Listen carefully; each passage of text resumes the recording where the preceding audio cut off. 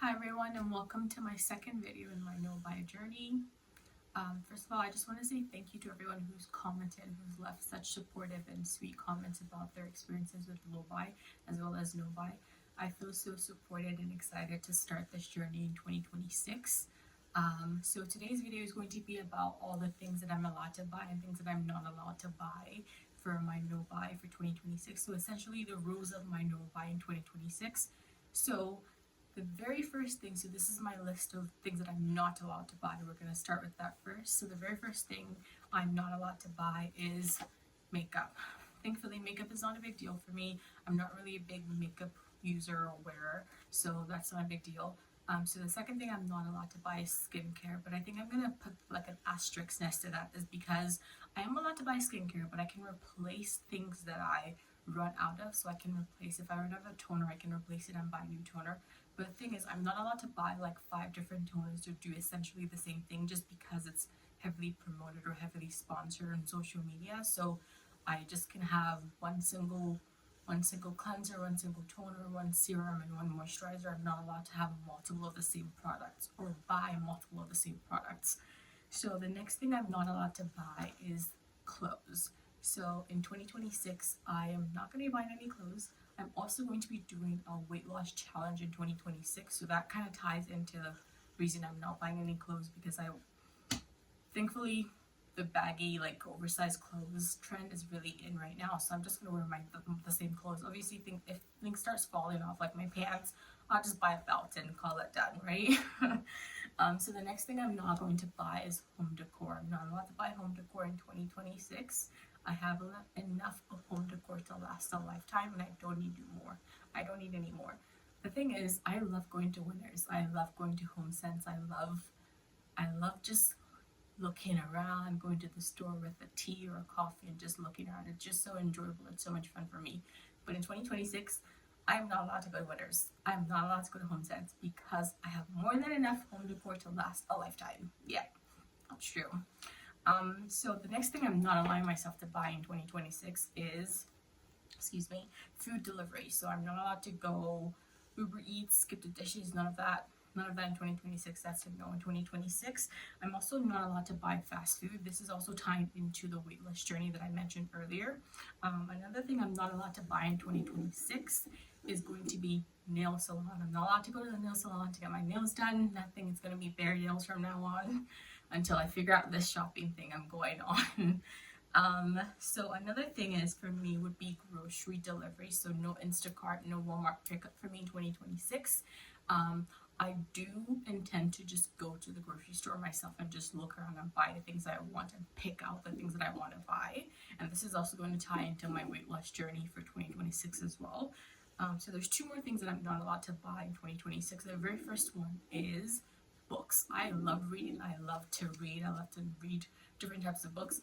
But my thing is, the reason why I currently buy books is I currently don't like waiting. Though I do have a library card. The thing about the library books is that there's always a wait list. It's always checked out, or it's on hold for someone else. So then you have to wait sometimes weeks, sometimes even months for a book you want to read.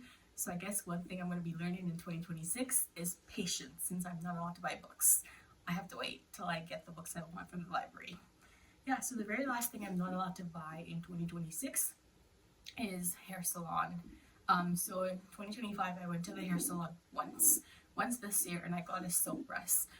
So I got my hair shampooed, conditioned, deep conditioned, silk press, and a trim, and that was $400. $400, and that doesn't include the drive to downtown, paying for parking, tipping the hairstylist. $400 is a lot of money for one single service. So as a woman, as a Black woman, I spend a lot of time on my hair, changing up different styles and whatnot. So I guess I'm going to have to learn to do hair in 2026, since I'm not allowed to go to the hair salon anymore. It's so expensive. So expensive. So here's the list of things that I am allowed to buy in 2026. So the very first one is travel.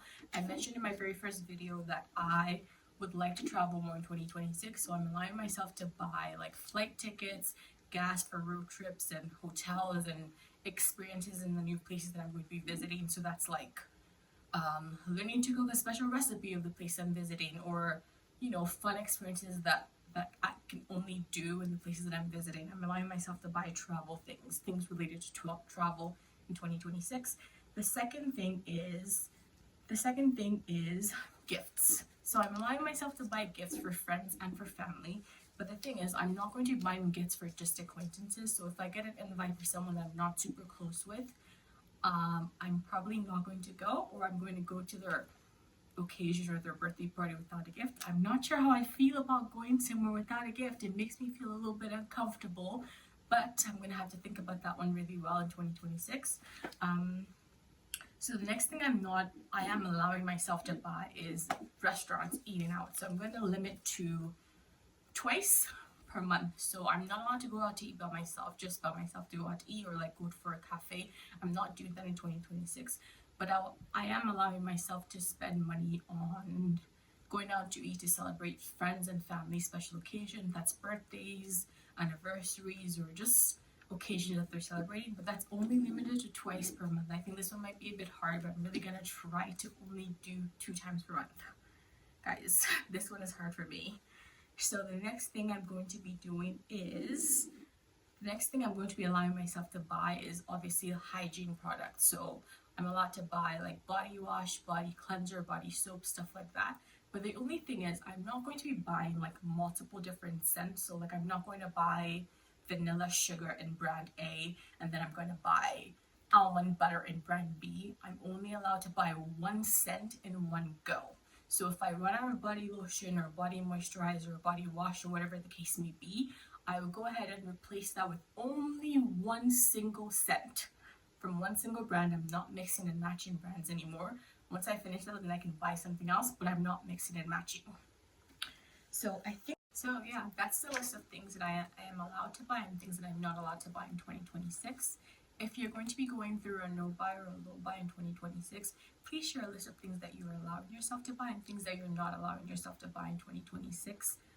Yeah, thank you so much for watching. So my next video is going to be a financial overview of everything I spent my money on in 2025. So what I spent in different categories, and we can just it's kind of like an inventory to prep ourselves for 2026. If you like that, please watch the next video. Bye!